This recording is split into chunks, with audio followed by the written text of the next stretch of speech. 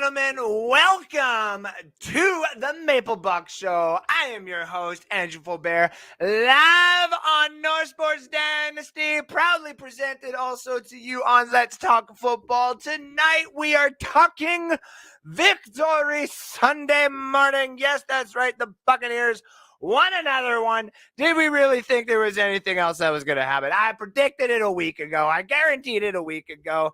We won it. It's a dub. It may not be the happiest of dubs. Seems like everybody online has finally gone back to the old school way of thinking when it comes to the Tampa Bay Buccaneers. But guess what?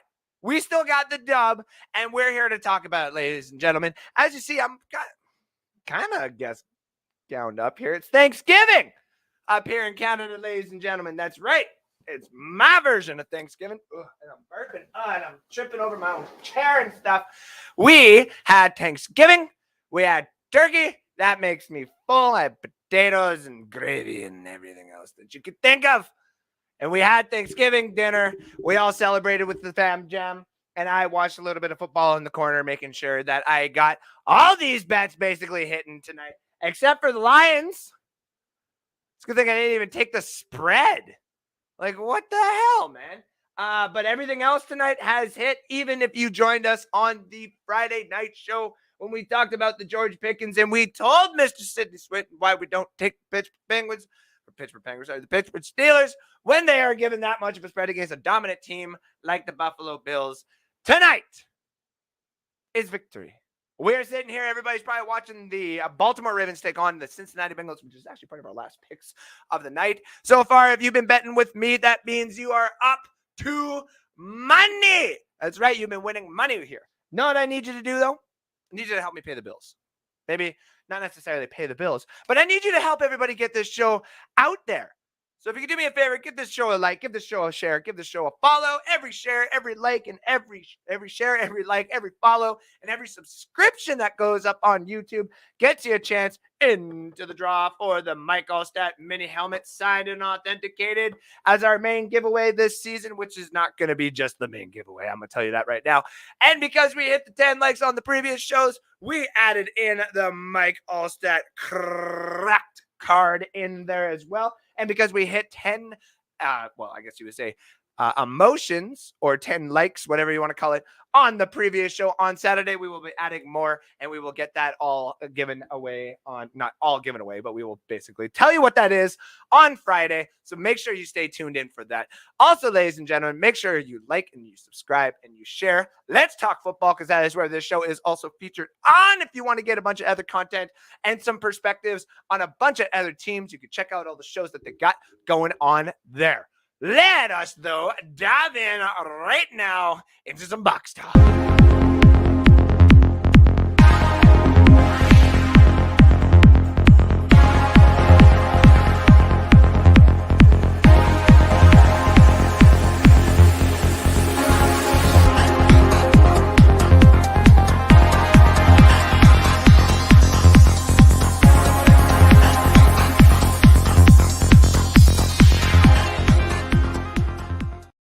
Your Tampa Bay Buccaneers hosted in a beautiful day today at Raymond James Stadium, the flightless birds of the Atlanta Falcons. Sorry, Kyle, I just had to say it because it's my show.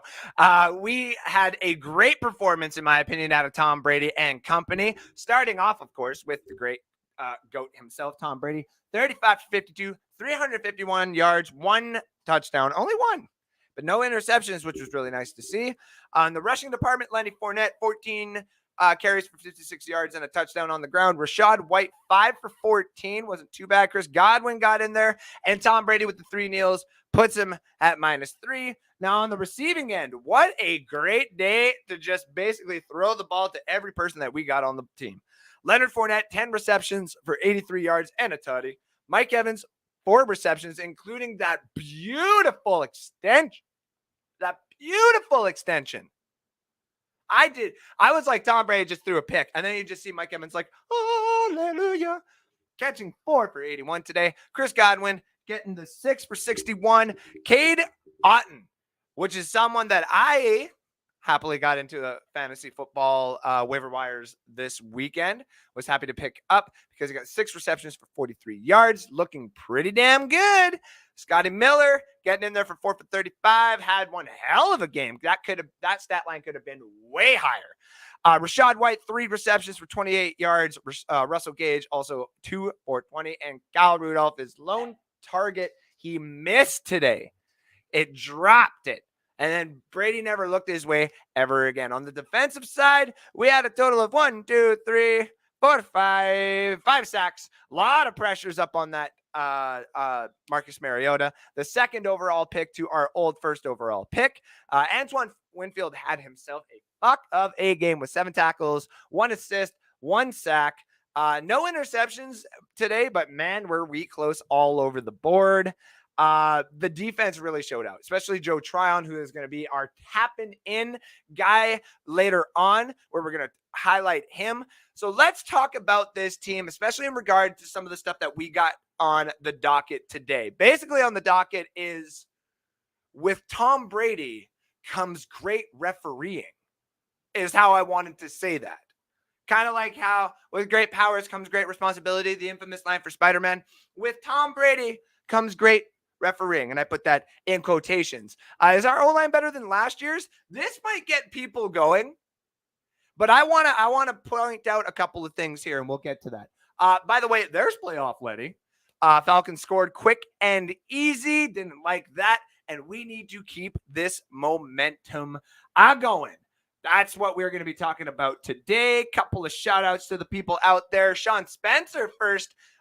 Even though my team is last. Oh, no, your team is not technically last. It is the Carolina Panthers. For about, 3 hours, the Pittsburgh Penguins had the first, or the Pittsburgh Steelers. Sorry, Sid. Pittsburgh Penguins and the Steelers both had the first overall pick. for about 3 hours, and now it is the Carolina Panthers. Ben Cordette says second. Alex Schomburg tuning in says that's one happy Canadian. You damn right. Anytime we win is good times. I have not lived my life long enough to see that many wins by the Tampa Bay Buccaneers, so it's always good when we can get them while we can. Benny making an appearance. Benny Cornette's in there. No, he is not tonight. He's just in the comment section. It's just me tonight. Happy Canadian Thanksgiving. Thank you very much. From Sean Spencer. Happy Thanksgiving, Andrew. Save me a leg, sir. Can and will do. You up to 240 pounds? No, sir. No, sir. But I'll take it. Damn right. It's Jim Melvin. Thank you for tuning in tonight. I'm back and forth on the Ravens game and the Padres-Mets game right now. Both of my teams are out of the playoffs. And I really don't want to talk about my Cardinals tonight. Thank you very much. Run game got back on track for the Bucs today, which was good to see. That has something to do with the O-line, doesn't it? Joe, Tryon, Shranka, and Winfield were the stars on defense today. Their names were all over the place, which was really nice to see. So let's get into this. Let's talk about this first. With Tom Brady comes great refereeing. And that doesn't mean we get every single call. I'm not saying that. What I'm saying is what I've been saying in the group chat today. Go back to our Super Bowl winning championship.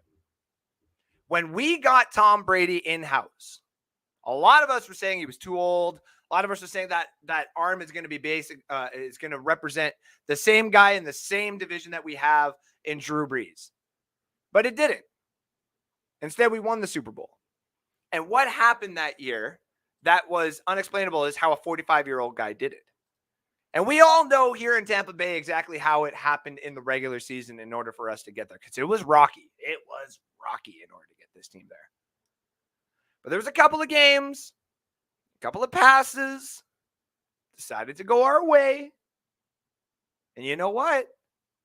We all kind of knew it was coming. Because with Tom Brady comes the referees. Everybody, he was a free agent. It's not like you were trading for him. He was a free agent. Everybody out there knew that if you get Tom Brady, you get the GOAT. You get prime time games, no matter who the hell you are. The Tampa Bay Buccaneers are getting prime time games. Fuck yeah. But you know what we got? In all that, we got the referees in our back pockets. Is that good to say? No. Because if you're just a sports guy in general, you don't want to see it. You do not want the referees refereeing the game. And respectively, I am one of the people on the opposite side of it today where I think the refereeing was respectable on both sides. Now, I'm going to say this, that penalty to Barnett was absolute bullshit. But this is what I was kind of getting to. If you got Tom Brady as your quarterback, sometimes the referees are just going to call that. That's just the way it is. He's the GOAT. He gets those calls. It's not that the referees are being paid by Tom Brady. It's not that the Glazer family has decided to go in and literally give bonuses to all the referees some way, somehow. That's not it at all.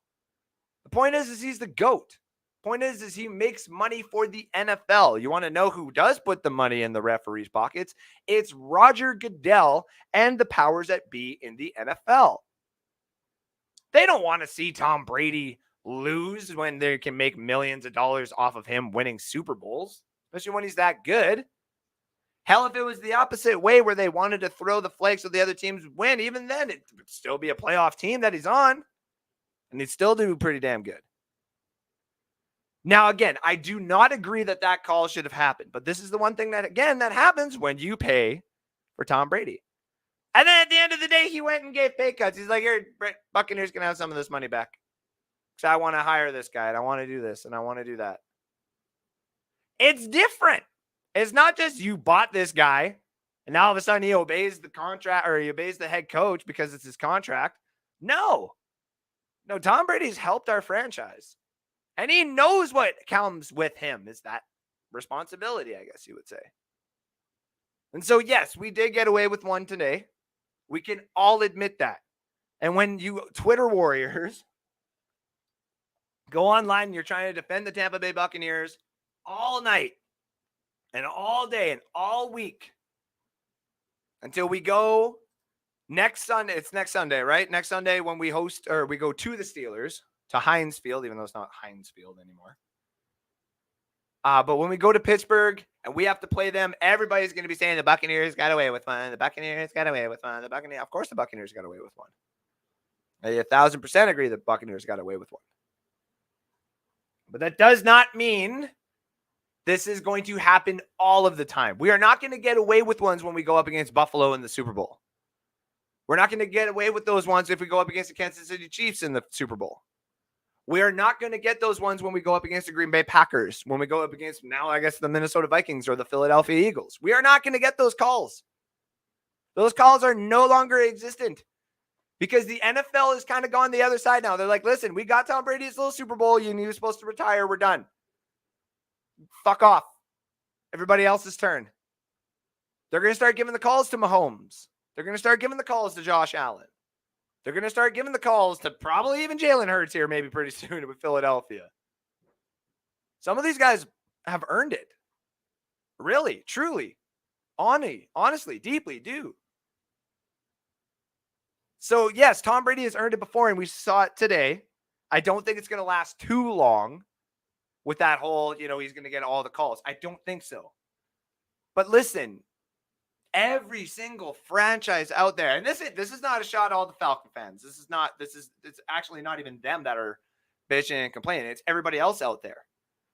Why does Tom Brady get all these calls? Blah, blah, blah, blah, blah. The Buccaneers suck because everybody had a chance to get him. We literally sat there with a homegrown bodied quarterback, a guy that literally grew up and was probably wanting to be either a Miami Dolphin or a Tampa Bay Buccaneer. More than likely, it was a Tampa Bay Buccaneer in Jameis Winston.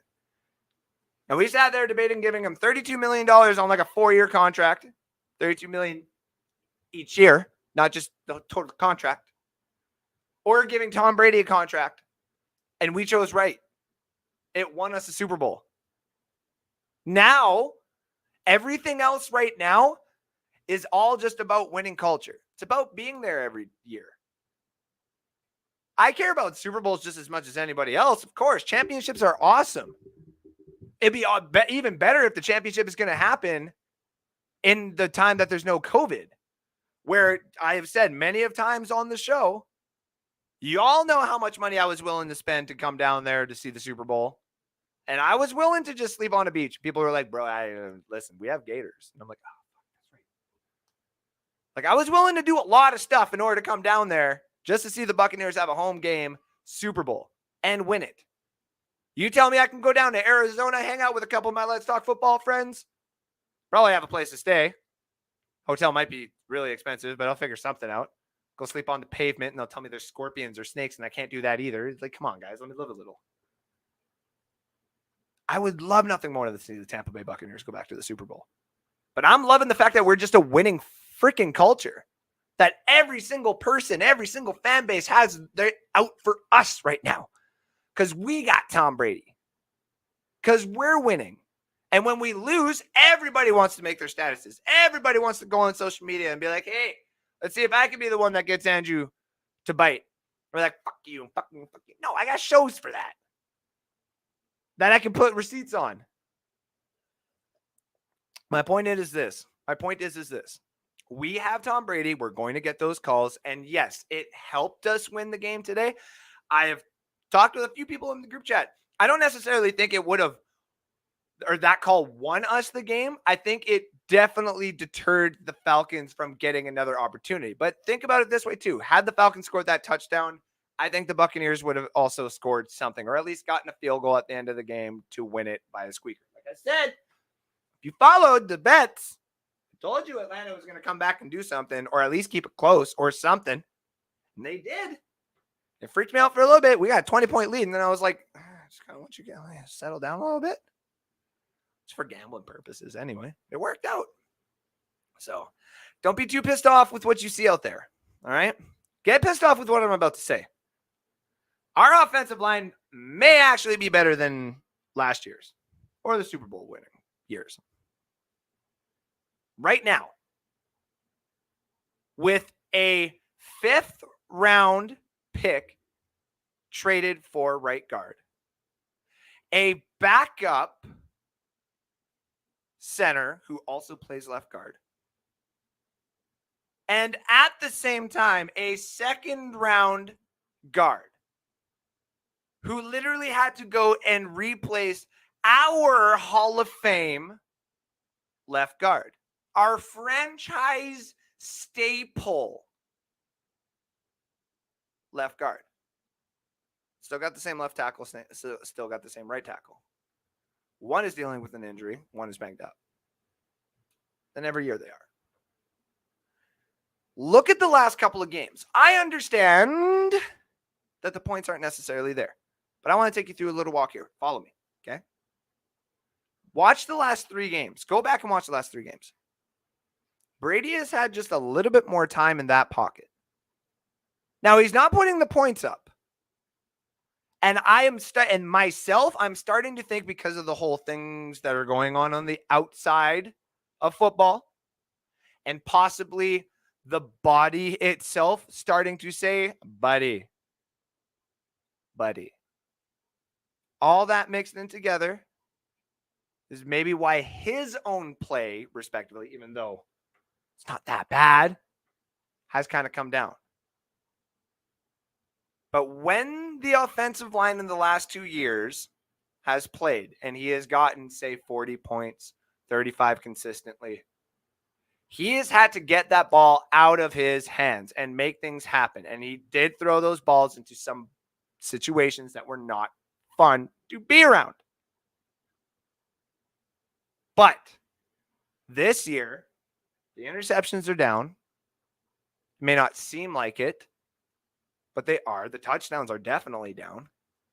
But it's because he is now, in my opinion, started to figure out how to at least get you going. Because you have to lean on the running game. Whether Lenny has done it the last, say, 2 games, 3 games, 4 games, or not. This game he did. Whether he has had to utilize the rookies that he's had, or the guys that he's unfamiliar with, these undrafted free agents. Or he's had to deal with, finally today, his 3 healthy guys. The 3 main healthy guys. Evans, Godwin, and Gage.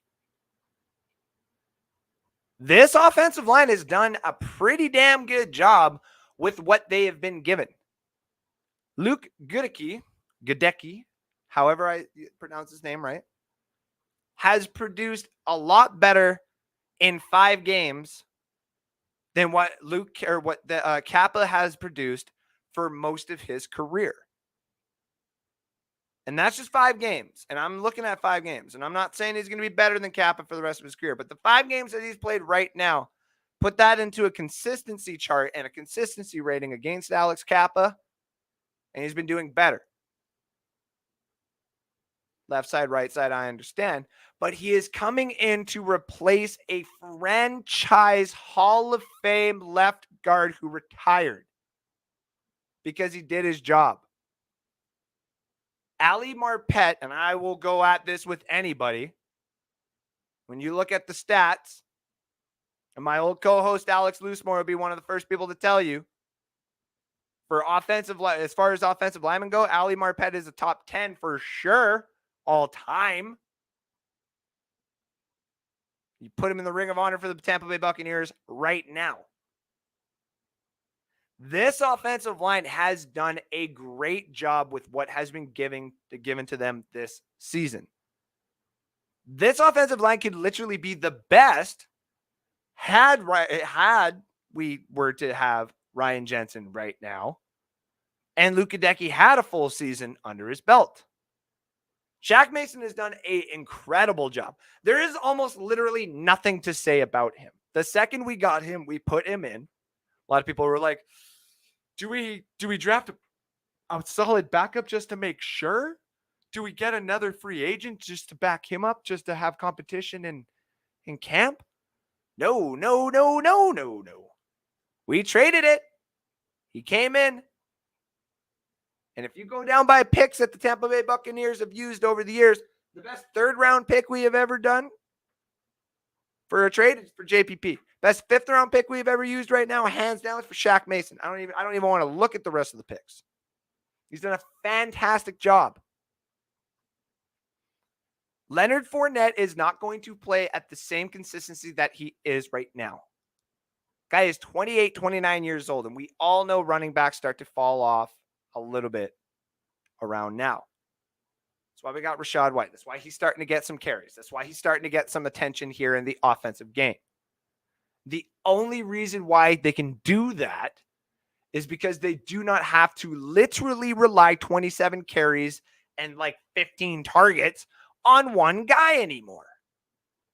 You don't have to make Playoff Lenny literal Playoff Lenny. It starts to wear down a body, especially when it is a running back.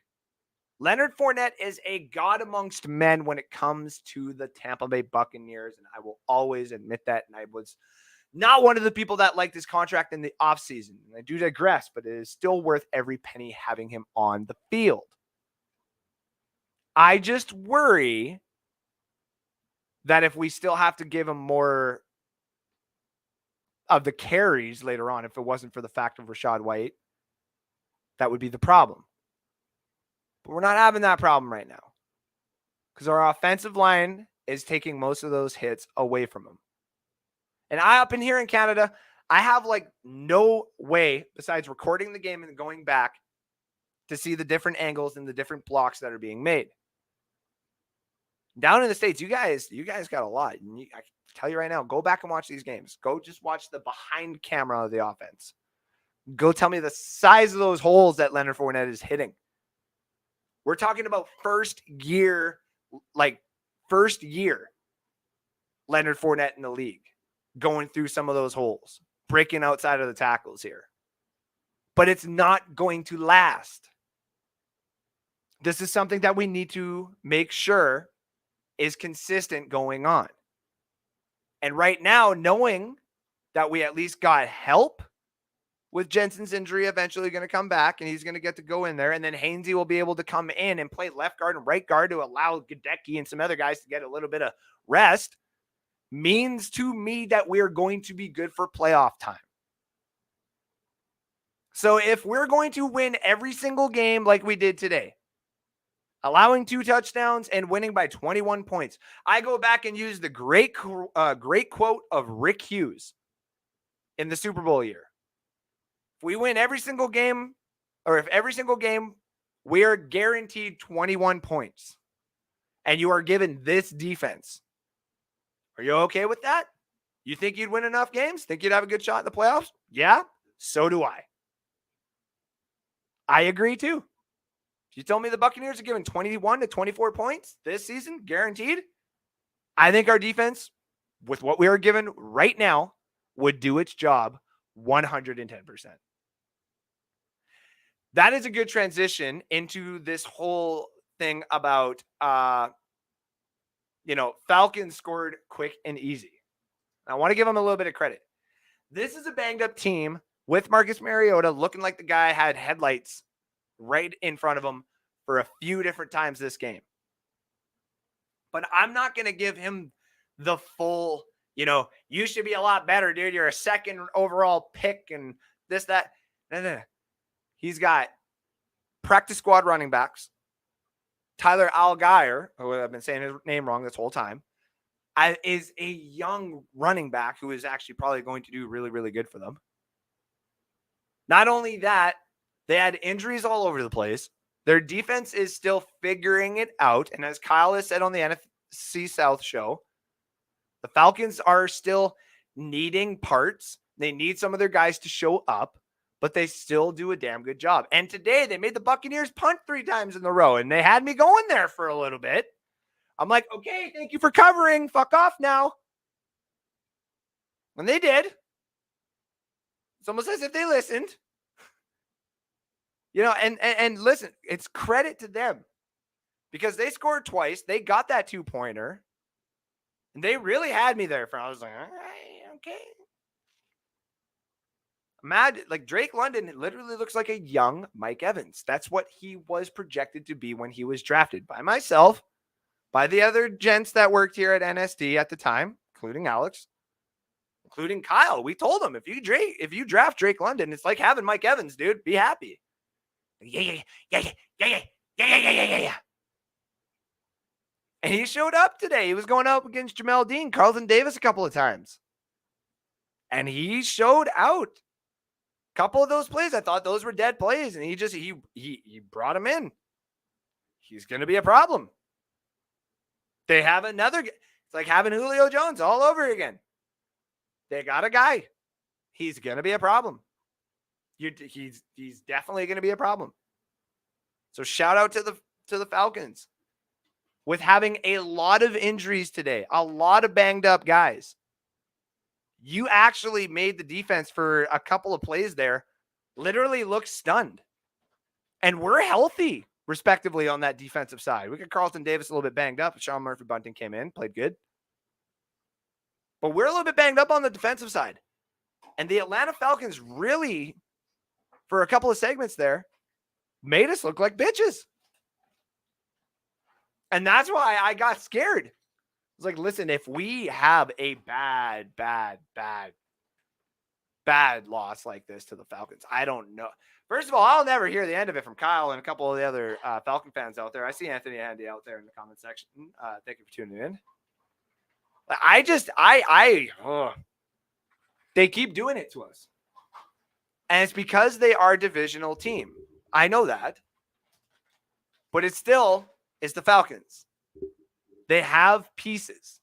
And they're eventually going to be a good team. I kept hearing on the thing, Desmond Ridder is going to be their future quarterback going forward. I was kind of ready for him to come in. Not going to lie. Was ready for him to come in and see what he was going to do. But I don't think they wanted to put him up against that good of a defense right off the bat. I think they wanted his development to be just a little bit smoother than putting him into the big squad right then and there. So props to the Falcons, though. For a little bit there, you literally looked like a squad. And when your team is healthy at the end of the year, I do not look forward to playing you because they are going to be a lot better. They're going to definitely be circling that on the calendar. So let's just hope that for, a lot more points for the Tampa Bay Buccaneers in the next meeting, because you're going to scare me. What should scare people, though, is the fact that Playoff Lenny was back. Okay. This is the Playoff Lenny that I like. This is the Leonard Fournette that I like. I was already giving him a little bit of credit. There's a little bit more than he deserves. The fact that he is catching the balls. There was a time where I had even said, get him the hell out of here if he can't catch these balls. It's almost as if him and Bruce Arians and a jugs machine were sitting there in the pouring rain one time on a field, and he was just shooting that damn ball at him. He's like, catch it! Catch it! And Leonard Fournette's like, I don't want to play here anymore. You don't want to play here anymore? Fine, I'll bench you. Everybody in Tampa remember that, huh? And Leonard Fournette started catching those balls, right? Listen, Leonard Fournette is coming off of what I said is not just the Super Bowl hangover, it's the comfortability hangover. So you never had an opportunity to be comfortable in Jacksonville. You always had to stay healthy when he was injured. At least with the Tampa Bay Buccaneers, we need you, but we also need you to be not banged up like you were with the Jacksonville Jaguars. We'll be a little bit more gracious with you. But when it came to him being a little bit more than just, gracious, I think that's where it started getting a little bit over the edge. Now we're starting to get the playoff Lenny that we all had wished for. I am just happy that the guy is playing the way that he is. 10 catches in this game is phenomenal because it really puts defenses out of whack. There's going to be games where Mike Evans is going to get 12 targets. Chris Godwin's going to get 12 targets. Lenny got 10 receptions today. There'll be games where Scotty probably gets it if they have enough corners. Nobody in the league's got enough corners to cover us, guys. This team is good. Just give it a time. Just give it some time. 21-15 victory. This momentum needs to stay is the biggest thing, though. We have won. Brady got 351 yards today. No picks. TD. Got a little banged up there on the first Derek Barnett play. And that's take the old age out of it. It's just any guy playing football, anything can happen at any time. We obviously don't want to think the worst, but Tom Brady is getting old. Tom Brady is a quarterback who does not take those hits all the time. And those hits were very far in between today, comparatively than what he has seen in past years. It's just the age thing is obviously starting to catch up a little bit here. Now, 351, 385, 271 last 3 games. That's a pretty damn good average. And today against a banged up but pretty damn good defense there in the Atlanta Falcons, he showed out. And this momentum now needs to stay for the entirety of this team. Mike Evans needs to know that those type of catches that he is doing may be needed sometimes in order to literally just pump the momentum up for the rest of his teammates. Leonard Fournette will understand that doing what he did today on the offensive side is what needs to be done going forward all the time, basically. You can't really take games off, but especially come playoff time. This team is a playoff team. We're not going to lose a shot at the playoffs, especially not in the NFC. Now, it does become a little bit troublesome when you see like Philadelphia and Minnesota playing good, Dallas winning really good, winning big today, San Francisco winning. But the Rams are not as good as we thought they were. You know, Seattle is not going to be as good as people thought they are right now when we play them in Germany. We're probably going to steal another game off of the Saints. And when you look at the rest of the schedule here, like Pittsburgh is not going to be an easy one. Carolina, I don't want to guarantee it, but that's almost one of those where it's like, listen, it's going to be like this game where it's like 21-14 or something.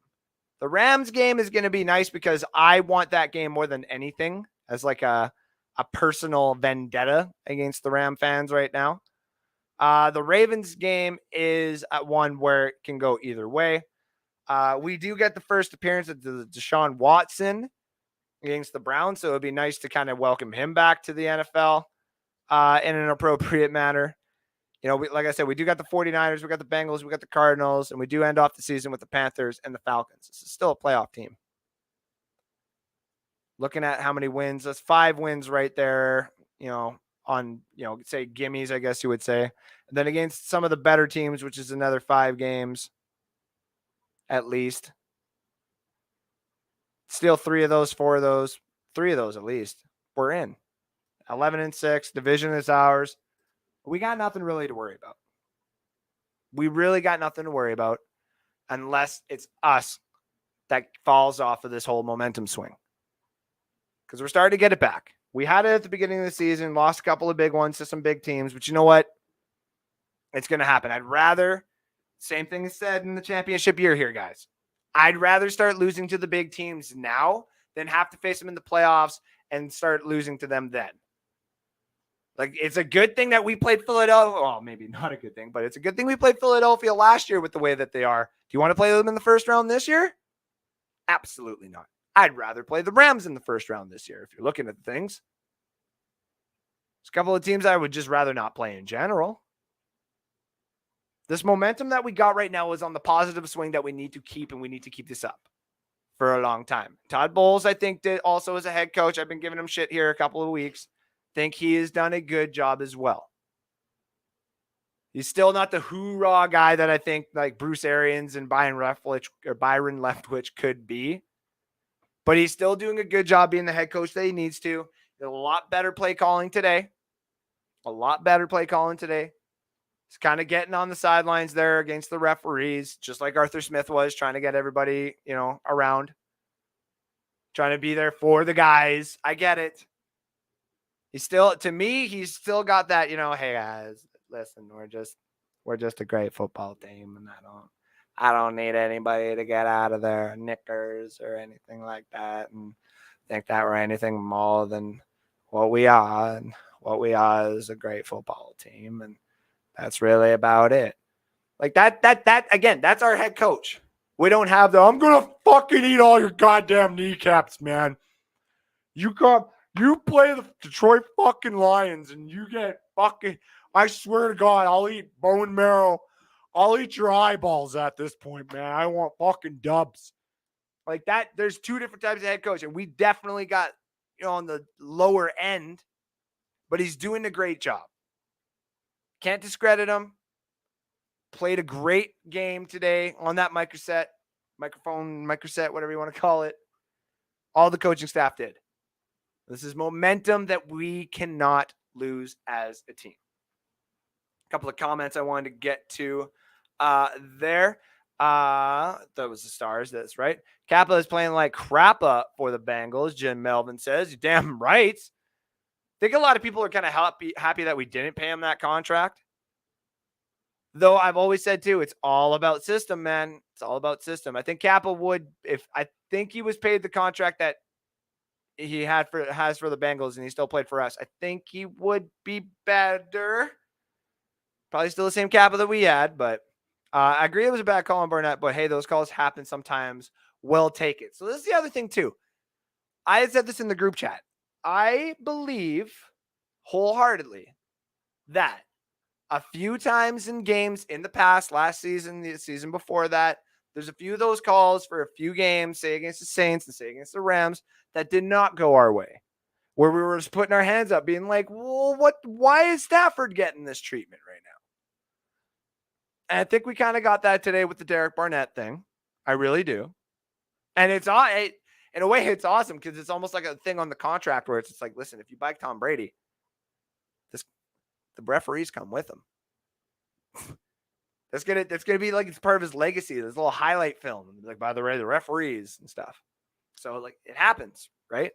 By the way, you know what happens to the show if it hits 10 likes, 10 emotions? Just like any other show that happens on MSD, baby. We give more things out at the end of the year. So that's right. If you want to win the signed Mike Allstat mini helmet, oh, wrong side, authenticated, signed by Mr. Mike Allstat himself, or of course, the cracked ice Mike Allstat card and the signed jersey that we will have in place on Friday for everybody to see as part of our third giveaway. But if you want to start adding more to that pot for the end of the season show, just remember the show gets up to 10 likes, 10 emotions, 10 reactions. That's the word I'm looking for, 10 reactions. The show gets up to 10 reactions. We start adding more stuff into the pot. I ain't starting to put don't start looking at all this stuff here. That's mine. That Howe jersey is mine. Ain't nobody getting my Dexter Jackson Super Bowl, but I could probably get another one of those. And I'm not giving up my Derek Brooks for life. 10 reactions, ladies and gentlemen.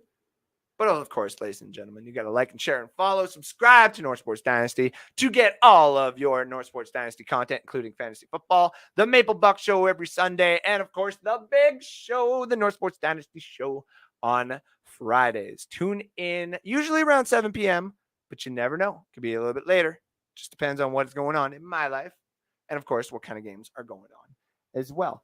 I agree it was a bad call, but I will take it as well. I figured out this year's team identity. We win ugly. If we're going to win all the way ugly to the Super Bowl, I'll take it. Honestly, I'll take it every single time. If a dub's a dub, we can go look at the stats later on. Same thing that I do when it goes back to the 2002 Tampa Bay Buccaneers. We won the Super Bowl. Doesn't matter how we fucking won the Super Bowl. We fucking won the Super Bowl. Brad Johnson was a good quarterback. He wasn't the greatest quarterback. We had a okay offense. It was obviously our defense that really did it for us. So, we win ugly. We win ugly. I'll take a dub no matter what. Anthony Handy tuning in tonight as well says, when I was talking about the offensive line, by the by, not first. We'll get you yet gadget. Jim Melvin says hysterical as well. I appreciate you guys tuning in. You Atlanta fans, much love to every single one of you that I have met along my way here as well. Happy we get to help Pittsburgh achieve its first losing season under Mike Tomlin next week. Let's fucking go.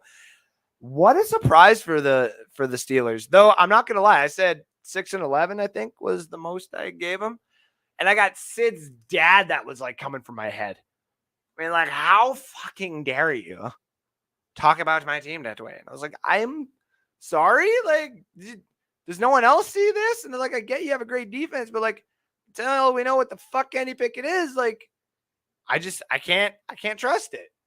So, and I mean, it's not just Sid's dad; it was Sid too, and a couple other my friends, Jose, and a couple other Steeler fans. It's just all coming for me for that take. But you know what, guys, you're showing me why I took it. You're 1-4, so I don't really know what to say when it comes to the Pittsburgh Steelers here, man. This is bad, but it's not a team I'm taking lightly next week. That's for sure. Rams got lightning in a bottle last year. It seemed everything did go right for the Rams last year. Yes. Like it was the momentum of trading for that quarterback where it's like, yeah, oh yeah, like we have to go for it now. Like this is out. We have to go for this now. It's like, yeah. You trade that much, all those first round picks and stuff like that. You got to go for it. And what makes it a little bit more interesting is if you start looking at the draft order right now, all these big teams that were trading their first round picks away for all this great assets are now making the Detroit Lions rebuild a little bit faster, are going to be making the Texans rebuild faster, and the Seahawks, like they all have picks from other teams like Denver and the Rams, and Seattle has Houston has Cleveland's there. So yeah, like it's just saying these rebuilds are going to happen a little bit faster for these teams because of these trades. If these teams don't really get it together, Philadelphia has New Orleans pick. For a little bit today, I was like, Philadelphia is going to get like a top 3, top 5 pick. They're going to trade that pick for more first round picks for the next foreseeable future because this is the franchise quarterback year. And then all of a sudden, just like that, what's going to happen is they are going to assemble this God team. The second that Jalen Hurts is like, I don't want to play for this team anymore. Bye, fuck you. Okay, new quarterback. Boom. Just like that. Another 5 years where we don't have to pay him. Stack this team. Make sure the quarterback is at least decent enough. That's what's going to happen. That can happen also to Detroit, Seattle, Houston. If a lot of these teams do not keep, you know what I mean? If they do not keep doing good here, they're going to allow some of these other teams to rebuild a lot faster. And the Rams, man, you're right, Anthony. They caught something in that bottle last year, and it was hard. That playoff game was, I thought we came back. I was like crying. I'm like, we're going to do it. We're going to go back to back. Oh my fucking, and then all of a sudden, like 0 blitz by Todd Bowles. And I'm like, bro, what are we doing? Why? And then, yeah, that's ended up being Keyshawn and MC McCardle were pretty damn good. Yes, I listen, give them that. But like in the retrospect of what like a Super Bowl winning team should essentially look like on offense, it wasn't your typical like, oh, the Buccaneers are like so dominant on offense. No, it was like, I really don't want to put my offense up against the Tampa Bay Buccaneers defense in 2002. I mean, really from 97 to 2002, 2003-ish, you just didn't want nothing to do with the Tampa Bay Buccaneers. So, any other questions tonight about the game, about going forward? Because we're just taking a quick look at the NFC South and the standings. Today, let me go get that quick actually here. Today, the Saints won. The Panthers lost because I got the over on that one. Whoop, whoop. And, of course, the Falcons lost. So the only team that's really got anywhere close to us is the Saints. And I said the Saints are going to be the one team that actually probably does make the playoffs out of all those other teams that are kind of like sneaking around. So they're 2-3. They're one behind us. So the same record as the Falcons. The Saints still need to be feared, in my opinion. And I know I said it. Andy Dalton didn't look great, but he definitely didn't look worse than anything. Man, it's really hard to do that when I'm live. No, I'm just kidding. They looked good, but they didn't look like the best kind of thing. So I don't know what's going to happen if Jameis is out for foreseeable future. I think that they will be okay. but they definitely will need to figure something out if they want to stay relevant, because the Falcons could replace them. Like, the Falcons got a okay schedule. I think the Panthers are done. I think the Panthers are dead. I think the Panthers should try to trade a couple more assets to get some more draft picks if they want to do a full rebuild, get Matt Rule out of there, and consider your best quarterback in this upcoming draft. Because I don't know. They just look like crap. So honestly, all we got to do is the Tampa Bay Buccaneers, have to look consistent for the next little while, being consistent, especially against, the mediocre teams. If we just start winning these games, we basically got the NFC South covered. I would like to keep beating NFC South teams, though, so that we don't even have to deal with them in the playoffs. I don't want to deal with the Saints. I don't want to deal with the Falcons again. I don't even want to talk about the Panthers because they're not even up on our level. Baker Mayfield is not going to enjoy playing our defense at all. But the NFC South, listen, in my opinion right now, if you can go find any betting odds that would say that the Tampa Bay Buccaneers are still giving you money to bet on it for them being NFC South, I would take it in a heartbeat. I don't see the Saints having anything for us. Don't see the Falcons have anything for us. Give us the title now. First, second, third, or fourth, home game in the first round, possible bye. That's what I'm looking at for the Tampa Bay Buccaneers right now, guys. We're 3-2. Everybody's like, oh, you're not 4-1 or 5-0. Yeah, that's still only 2 games behind them. It's still week 5. We're going to start getting on a winning streak here. We're really going to start showing out because a lot of these guys are starting to come back from injuries. So I got nothing but a lot of faith in our Tampa Bay Buccaneers. Pound the Steelers, and Buc fans will be talking 15-2. Not wrong. We are a very finicky fan base, especially when we do beat big teams like that. I mean, when we did beat the Patriots, everybody was, that was last year, right? Yeah, last year. Once we beat the Patriots last year, everybody said, that's it. He's done it. He's officially like Thanos himself. He's got all the Infinity Stones. He doesn't need anything else. This is now how he can just walk off into the sunset as a champion. And he didn't win the championship. He fell. And honestly, it's okay because he's doing good this year. That means we didn't have to go into the draft this year, like this last upcoming draft year, or the last draft that passed, and go for any of the third round rookies that went everywhere. We didn't do that. We can, if he's out this season, we at least have way more quarterbacks we can look at in this draft, way more opportunities for free agents. If they say, nope, this is a team destined for greatness, I want nothing but vets and guys who are willing to take paychecks to come and play for this team. Can also see that happening. And if that does happen, I would be okay with it because it means we can just keep our first and second and third round picks and just use that to draft more young guys and keep this whole fucking thing a-rolling. I am more for that. But inevitably, we know that soon, especially this offseason, if Tom Brady does leave, something is going to happen. And we have to figure it out soon. Are we going to go into the sweepstakes for an Aaron Rodgers trade? Are we going to go into the sweepstakes for Lamar Jackson trade? Are the Arizona Cardinals finally just going to falter apart and they're going to grab somebody completely new and they're going to send Kyler Murray off and we'll be one of the teams in the running for Kyler Murray? Is there any other quarterback that we would really want out there that would actually be, say, doable, gettable at this point?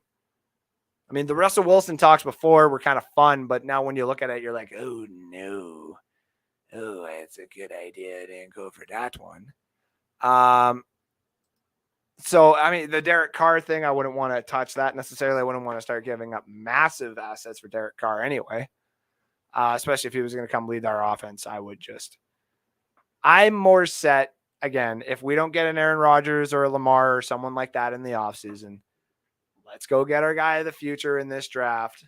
Let's go get a Jaren Hall. Let's go get a Will Levis.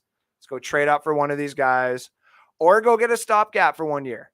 If they decide to go get a stopgap quarterback for 1 year after the Brady's done and they want to go and just have what's his name? The Chase Keenums and stuff like that for 1 year and just pay $15 million so we can pay some other guys just so we can go have fun in Detroit 2024 when we draft our quarterback. Again, all for that as well, because I'll be there for that draft and I'll have so much content on there. You have no idea. But I don't think that's going to happen. I just saw that one pop into. The Aints are tied with the Pigeons. Both teams are playing for second. Damn rights. But Jim Melvin said Josh Allen clones are the future of the NFL. And to be honest, if I agree, and that's why that Will Levis guy is the one that everybody is looking at, the Kentucky quarterback. And they're losing. They just lost to Spencer Rattler, South Carolina. There, I know. And a lot of people are like, well, Spencer Rattler was our first, but his attitude. I wouldn't want his attitude in my locker room at all. Josh Allen clone is basically Will Levis. Will Levis just doesn't have any people around him. It's just him. He has Kentucky ranked with basically just him. I think maybe like 1/5 round offensive lineman. The problem is I don't think the Tampa Bay Buccaneers are going to have enough assets to trade up in this draft to get him and come play with us. Though I would absolutely love it. Just like Alex Loosemore would love him on the Lions. A couple other, I think Kyle said he would like him on the Falcons, even though he's more of the Desmond Ridder guy. So I love Levis personally. Levis was out yesterday, ran up with the backup quarterback. That's right. That's right, because he had that injury. The thing of the thumb injury, Anthony, if I'm not mistaken. I've been busy this weekend, so most of my college football analyzing is going to be happening actually after the show when I get to sit down and kind of go all over my rankings. But I do love Levis. There's a couple other quarterbacks that I'm forgetting, like Sam Hartman. There's always one that you and Sean always bring up too, and I can never remember. There's a couple more. I know Anthony Richardson, Tanner McKee, Tyler Van Dyke. All three of them should just go back to school for one more year. It'd be a lot better. Tapping in segment before I get you all out of here. Tapping in here at the Maple Buc Show is just when we tap in to some of the good old sugar that was put out on the field today. And that was by good old Joe Tryon, Washington product, right outside linebacker. Been doing a great job for the Tampa Bay Buccaneers as one of those draft picks that had a lot of people thinking, why are we getting this guy? Well, not to say he's a clone of Shaq Barrett, because Shaq Barrett plays a little bit different than he does. But Joe Tryon is more of an up-top, heavier set guy who comes off that edge with a lot of speed. And you can see the youth to him, because he doesn't have necessarily the leg movement of breaking down a little bit so he can be involved in going outside on some better cut routes with these running backs. But man, do you find him in the backfield around those tackles every single time you just see his number. Happened in the rookie season where I took notice, and it's really starting to come into fruition this year. He's done a great job for being a first-round pick, for being a guy that I never really thought was actually going to come in and do something until after this whole era of Tom Brady in the defense was done. I mean, Cavern Hall got in there today too, but Joe was on a different level, man. Joe Tryon is a great asset to have here, especially if something were to happen to, say, Shaq Barrett. We will have one speedster off of the edge. Now, it does make you cringe a little bit when you see him and he speeds past by some of these tackles, or he doesn't turn his head when he gets into some of those pass coverages. All that's going to come in time. He's not, at least when he makes these mistakes, having that on him be an L for the whole team. Just happens to be for that series. And they come back and they actually have the tools and the gadgets to go out and win now. It's not like back in the day where Levante David had to develop after he made his own fuck ups, and he would have to literally hang on to that until 6 weeks later when Jameis Winston would finally get a dub. These rookies are finally getting to develop the way that they should under a winning team. And I like to see that from Joe, because he did an absolutely fantastic job today. The pressures, the sack that he got. He got the sack today, right? Oh, the heck on. I should know that before I say it. I'm going right down there. Where is he? Where is it? Joe Tryon. Yes, with the sack. There we go. Joe Tryon with the sack and the pressures that he got today. Just, oh my God. Props to him. Props to that whole defense for really showing up again this weekend. And really shout out to the fans in the stands there. A lot of people stayed, obviously. It's not like the whole Chiefs thing last week, where there's a lot of fans that left a little bit too early, in my opinion. If I had season tickets for the Tampa Bay Buccaneers and I couldn't show up to the games, my one caveat is I would never want to see my seat empty. Never. So, yep, man's had a bum thumb. Man's thumb was a vagrant bum by Ash's definition. Will Rogers from Mississippi is who Mississippi State is who you're thinking of. There's a couple of these other guys too. I mean, I'm watching a couple of these other younger guys that are going to be good for like the 2024 draft when we all start meeting up. And I think it'd just be really cool if all of our teams drafted a quarterback that year and we all get to spend the next 20 years after that doing something really fun. So, all right, ladies and gentlemen, this is all the time I got for tonight. I'm going to let you all get back to that game going on, which is currently sitting at 10-10 halftime. Remember, we got the Bengals money line plus 155 tonight for an awesome payout, especially if you bet tonight with me. I know a couple of people did, and I know a couple of people are happy, and that's what makes me happy, knowing that a few of you guys are winning money off of my picks and the things that I'm telling you to do, because I'm actually spending some time on these. You know, a bit of a homer with these picks here, and the Lions kind of caught me off guard. But I'm not going to lie, like these picks are fun. These picks are awesome, and I love making money for everybody else out there. It's a lot of fun, especially because it's our sponsor soon. It's part of my job, which, if you want to hear about the sponsor, tune in next Friday where we will have all the information about our sponsor going on and how you can get in with me and the sponsor, which is BetStamp. We'll have more information next week for you. Kyle Yacey says, I'm here. Thank you for tuning in, buddy. Much love to you. Remember, everybody. Oh, what was it? Trash, garbage, bum, thumb for sure.